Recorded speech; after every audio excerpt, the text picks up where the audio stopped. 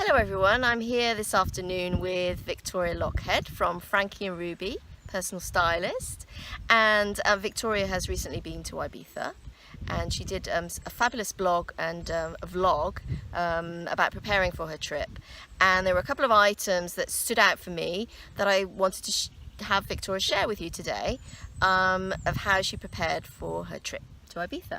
So Victoria, if you could share with everyone what those items were that you prepared for your trip. Yeah, I'd love to. Thanks, Claire.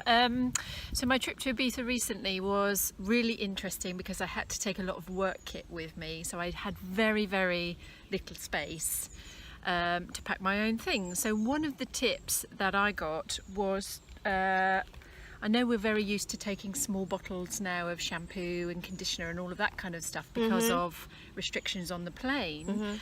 But just looking at my makeup kit, you know, I've got a primer, foundation, I've got a face cream, I've also got another big tube which is for a hair product, and I want to take them.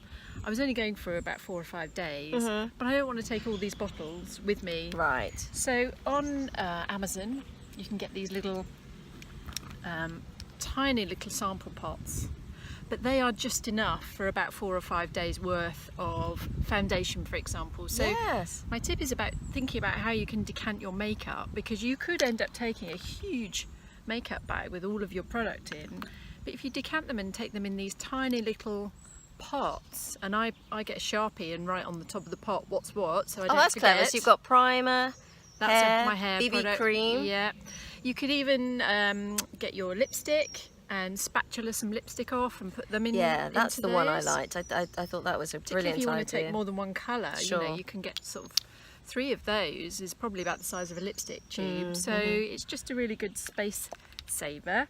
And one of the other things I also do is just take a sample bottle of perfume with me rather than a full size, again for a kind of space saving idea. But also if that breaks on the plane, you'd be really upset, wouldn't you? But if you've got a little tiny one, it's not I've such had that happen such before. a big deal. Have you? Yeah, What definitely. I've had disaster. loads of things break in suitcases. Apart from the things in them, I've had suitcases break as well. That's a whole different video blog that I'll have to do about suitcases, the do's and don'ts. I've tried them all. But great tips from you.